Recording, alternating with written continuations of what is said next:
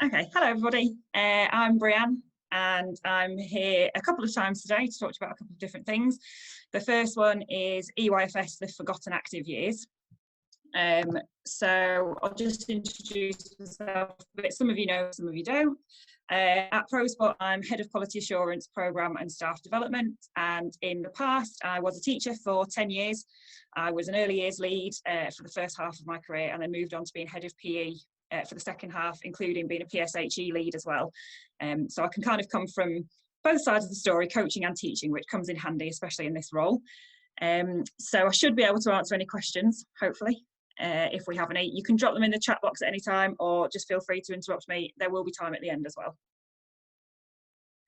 So what we're going to be looking at today is some dynamic stretches. You will be up and moving, and I've encouraged Zoe to get up and moving as well, so I'm not the only one in the office doing it. We will be looking at activity levels in under fives, the curriculum expectations, physical activity in the early years, why should we teach PE to the early years, auditing your provision, and thinking about if formal PE isn't an option for your children in the early years. So I always start all of my early years PE sessions with dynamic stretches to music. It helps the children build an understanding of the routine and structure of PE lessons. It also provides a great opportunity to talk about the different muscles, to explain why warming up is important and how to do it safely. I always use the same song so the children can start to piece together the movements and remember them for next time. When you use the same song, it does end up a little bit like you're part of some sort of zombie situation. The children will just rise and start doing the actions without even being asked. It's quite good for sorting out routines. So we're going to give it a go. So try and find some space if you can. If you're brave and want to turn on your camera while you're doing it, that would be great. We're going to stay in our spaces, but if you've just got a little bit of room, so you're not going to punch anyone in the face, for example, that would be good. That would be great. So find a little bit of space. Anyone brave enough to put their camera on? Let's have a look. We might do. Get my speaker ready. When the music starts, you're just going to start marching on the spot. Oh, there's Zoe. She's brave. No. Yeah, as well.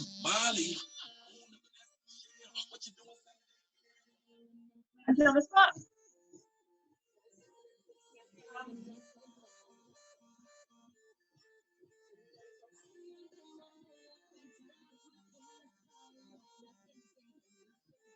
Stretch.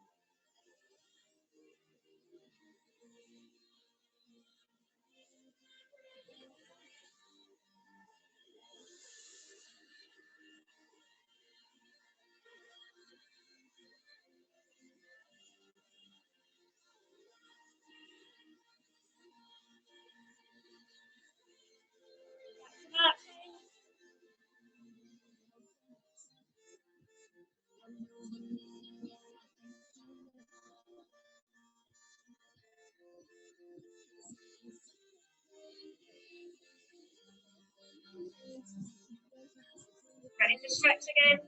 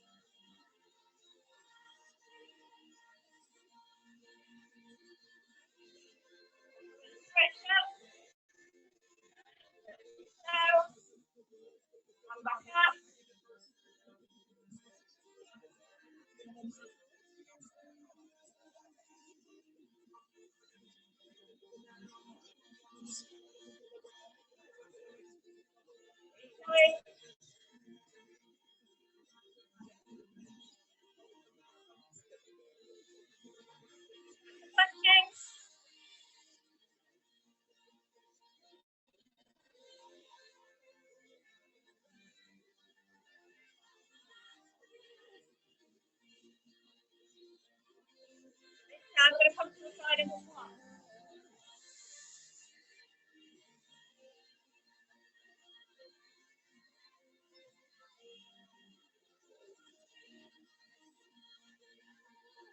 Shake it out. Well done, everybody. I'm hoping everyone with their cameras off were doing that. I'm sure you were. Sarah doesn't come to life in the middle of my presentation. Thanks, Zoe. So you should all be feeling a little bit warm. I know I am. Okay, so it's just a great way of the children getting really warmed up, getting excited for the session, knowing exactly what's to come because it's part of the same structure. Pick a song that you like, because if you're sticking to the same song every week, you don't want to get sick of it. Okay, so let's have a look at activity levels in under 5. So 1 in 5 children are overweight or obese when they start primary school. So before they come into reception, 1 in 5 children are already overweight or obese. This is most prevalent in areas of deprivation, and actually increases when they leave year 6 to 1/3 of children being overweight or obese as they leave. So what we do in between those times is vital. Start them on healthy habits early and you're onto a bit of a winner. Another statistic is that the UK has one of the highest rates of childhood obesity in Europe, which is quite shocking if you think of how much money we have as a country and the sort of resources we have in place in schools.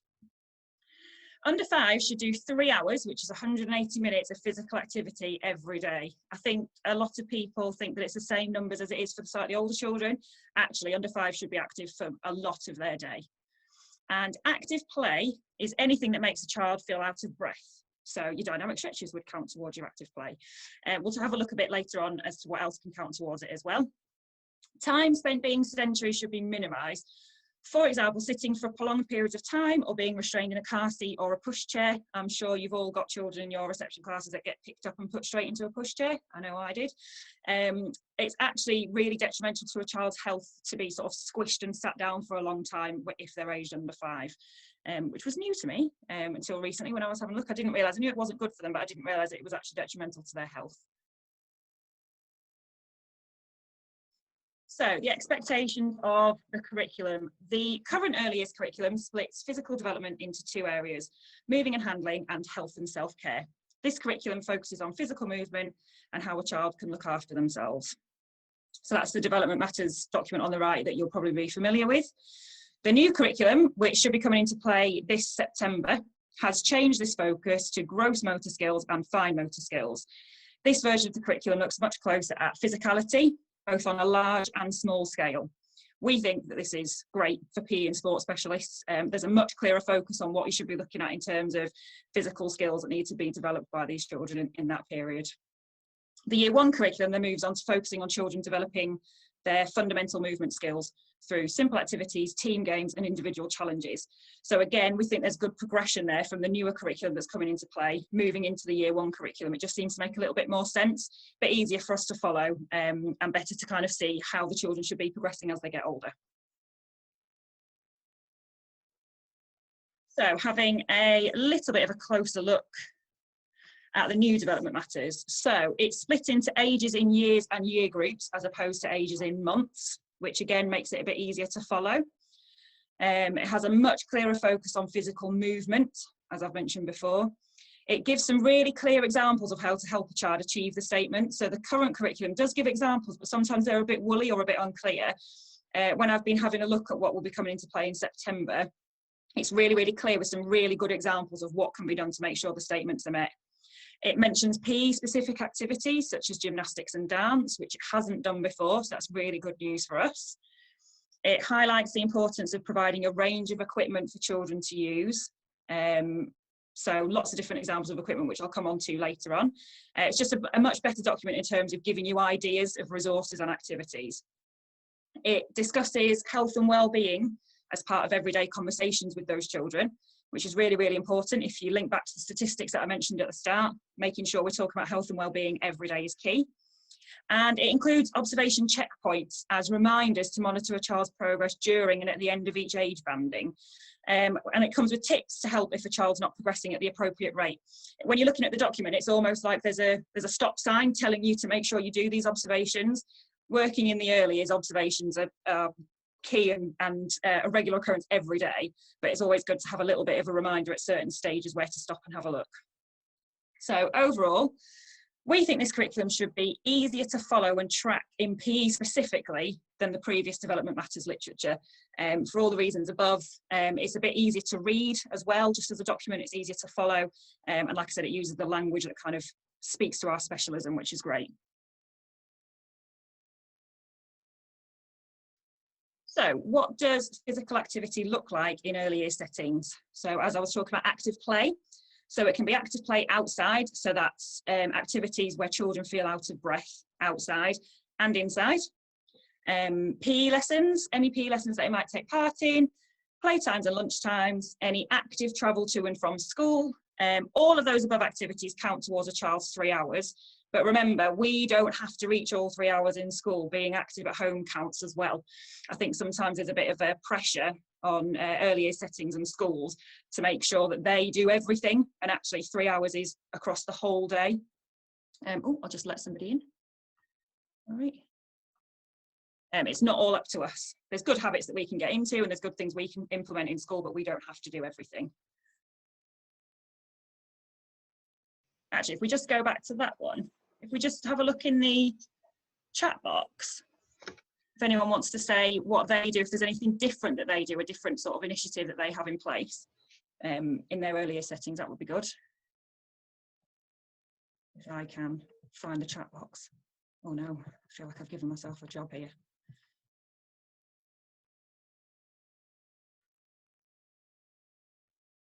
It's not showing. Chat, found it. Anyone got anything that they do that's different? Oh, have I listed everything? How exciting. Okay, we'll move on then, that's fine. Okay, so why should we teach PE to early years children? So resilience, it's great for resilience. You learn different things in PE. Actually, I'll just go back a step. You don't have to teach formal PE to children in reception or nursery. Oh, I've had a chat. Dance and yoga to early years in schools as well as multi-skills. Great to introduce them to that early on, brilliant.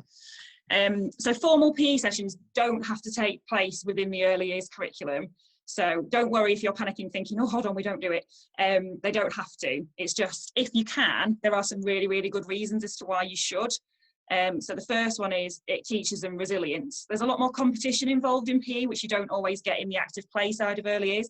So it's really good for resilience. Teamwork, working together, really difficult for early years children. It's something that they have to learn as part of the curriculum, is to work together, to collaborate, work alongside others. And PE sessions are really, really good for that.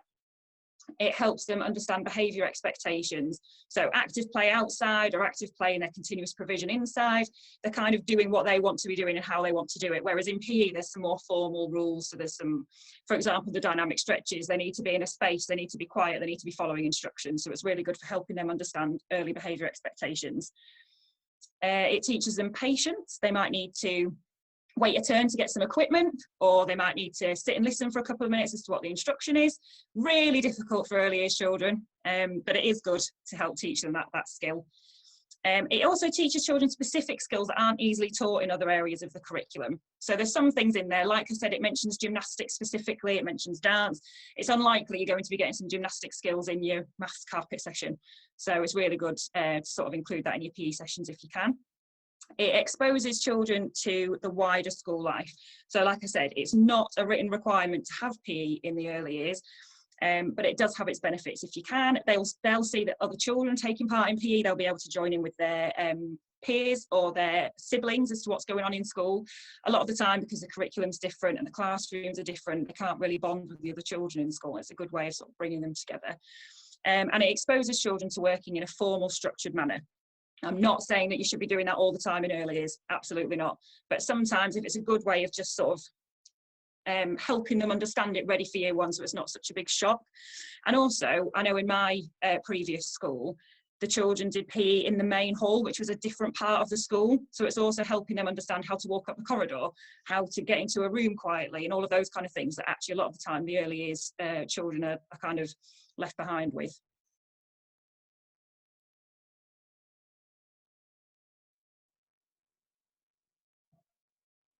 So auditing your school's early years provision. Think about your early years provision and ask yourself the following questions. What equipment can the children currently access or play with? What opportunities for physical activity do they currently have in a typical day?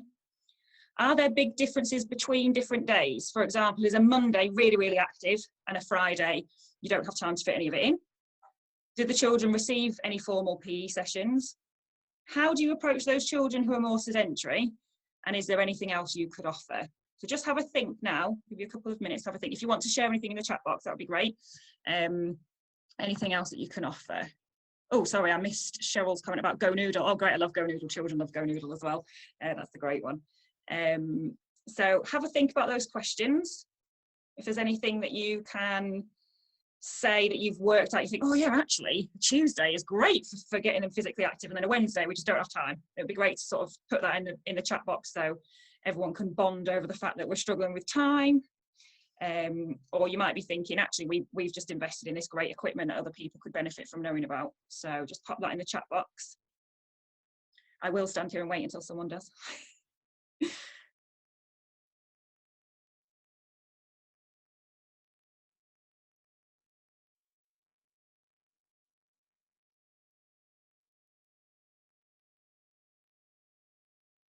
Is there anyone that doesn't have time to do the formal PE sessions, or is there a group of people that think, actually, we really, really make time for that and we've noticed a huge difference? Oh, thanks, Adam, you've saved me from silence. A couple of schools have invested in standing desks. Great. That really links to the problem with being sat down and still for too long. So that's great. Formal PE, brilliantly. I'm a big advocate for that. I really think you should do that. PE lessons, great. Reception have formal PE lessons every Wednesday morning in the hall. Such good use of equipment. They come in kit. Oh, great. Coming in kit. Yes, that's huge for early years. It takes them ages. We've got loads now. I can't see them all. We have active lunchtimes with pro sport. Nice.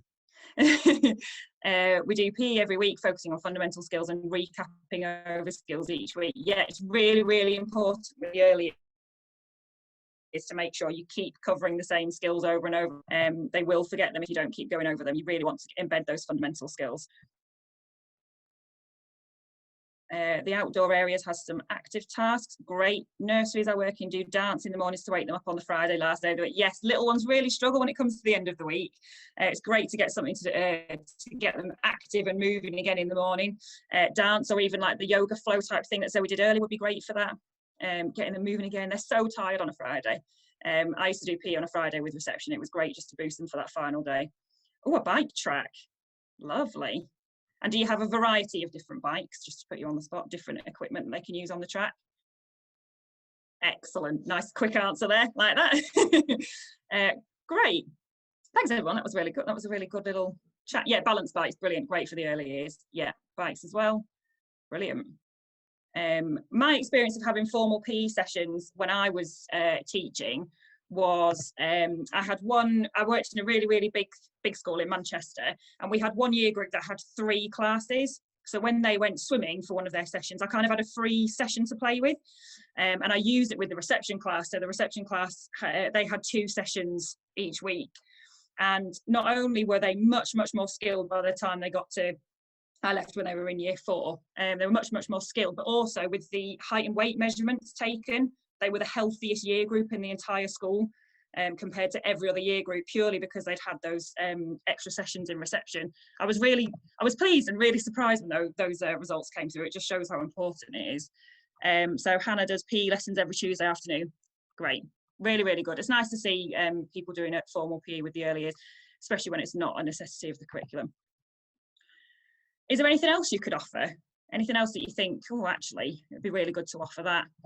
So you might have heard somebody saying something, you think, oh, actually, that would be really good. I want some balance bikes. Anything else that you think you could offer that you don't offer at the moment? I will be giving you some ideas, so don't worry.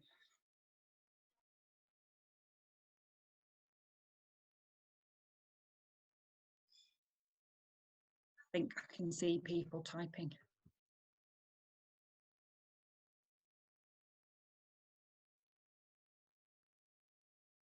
I thought I could see you typing, Cheryl, thank you. We want to develop our wooded area. Brilliant, brilliant. Yeah, that's really popular at the moment, doing a bit of sort of forest school, or even just a little small cozy area where you can go and explore and do sort of practical skills, and then even use those areas for things like story time and work time as well. Great stuff. In fact, having our young leaders in foundation playing games at lunch. Great, that's another great idea, using role models of the older children. And again, that kind of links to what I was saying in terms of introducing these young children to the wider school as well. It's really important. I think some children, when they leave reception and go to year one, it's a huge shock. So if you can kind of help with that, that's really, really helpful. Great. Okay. Oh, I've missed one. I apologise. Let's have a look. We're developing our forest area. It needs to develop ideas across school to get sedentary children moving. Yeah, it's difficult, isn't it? Really difficult. Forest area is great. Trying to get children, especially children that you can get active during the day, and then when they're at home they're not doing anything. It's really frustrating. So it's really, really tricky. We offer or leave out PE equipment that we've used in PE lessons so that children can practice the skills they have learned in previous PE lessons. That's brilliant. What a good idea. I've not thought about doing that before. That's great. Yeah, so that whatever they've learned in the session, they can then apply it into their continuous provision. Brilliant. Also looking into a trim trail for use at playtimes and lunchtimes. Really good. You get really imaginative play on trim trails as well. So that's a great idea. So what if formal PE isn't an option for you? So you might not have the space, you might not have the time, the hall might be being used for something else at the only time you've got it available, anything like that. There are other things we can do. So provide PE or sport related equipment in your outdoor provision, which is what was mentioned before. I hadn't thought about linking it directly to your PE session, which is a great idea. But thinking about different size balls, hoops and bean bags, spot markers, cones, trikes and scooters are a great addition as well. Just so, again, when they get into year one and they're doing more formal sessions, they've seen the equipment, they know what's going on, they know how to use it, they're sort of familiar with it. You're not starting from a completely blank canvas. Provide large equipment in your outdoor space that encourages children to jump on and off and climb and crawl over and under. That's in the Development Matters curriculum, in the old one and the new one. It's really important that you provide equipment for them to do sort of large scale movements. So they're jumping, climbing, crawling, things like monkey bars, singular bars. You might have little like army net type things, anything like that's great. Provide equipment which is underlined safe to use inside. I'm not telling you to start getting basketballs in your classroom, don't worry. But things like scarves, balloons are really good, softballs. If you designate a space that they can do it in, if you've got the room, then you're still being physically active, even if it's raining outside or it's not, the weather's not great for getting outside. Think about your fine motor skills as well as gross motor skills. So equipment such as tweezers, plastic tweezers, lacing beads, construction blocks, and objects for sorting like buttons and those kind of things, sorting bears, all of those kind of things. A lot of the time you think about how that links to maths or how that links to other sort of number-based problems or imaginative play, but actually using your hands, the children using their hands to manipulate these really small objects is really beneficial to their development of their fine motor skills. And introduce music to playtimes, or even if it's when the children are arriving or leaving school, children at this age will dance. They don't have to be asked to, they just will dance. They love it. So if you get music on, they will automatically start moving. And that's a great way of getting the physical activity really embedded really early on. It also is great fun watching the children dance in and out of school. All early years children naturally want to be active. All they need is a little encouragement and some top quality resources. Think about what you want them to achieve. So your agility, your balance, your coordination, and what equipment you can provide to help them achieve this. So if you're thinking, right, I really want them to be able to manipulate a ball effectively to throw and catch it. Right, think about, are you going to start with the tennis ball? Can children that age use tennis balls effectively? Not really. Start with a balloon or a beach ball, work your way up, work your way down. Think about your children and what works for them.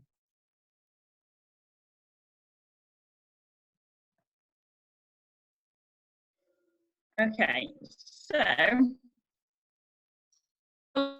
strong structure. So the 2021 Development Matters curriculum has a stronger focus on fine and gross motor skills, which will really help you follow that structure. So think about what you want to achieve, linked to this curriculum. How can you make that into a lesson or into your continuous provision, whichever way you're going, but make sure there's a real focus on it. All activity where children are out of breath counts towards the 3 hours a day, but you don't have to do it all. Parents have to do it as well. Early years children have formal PE as well. If you can fit it in, it's really, really beneficial. Apart from anything else, it saves you a job when they get to year 1. They already know what they're doing. They already know the school, they know the equipment, just helps you out as well. Auditing your provision is key, and get creative. So think, what can we do? What can the children use? Oh, I've done all sorts of things to help. So you can do trays full of shaving foam where they've got to use their fingers in different ways. That's great for fine motor skills. You could do it where, okay, you could do it where you've got a couple of balloons for the children to use to start throwing and catching. Could you fill an area with balloons for the children just to really go crazy in, and to really see what they can do with it physically? So just get a little creative with what you're offering.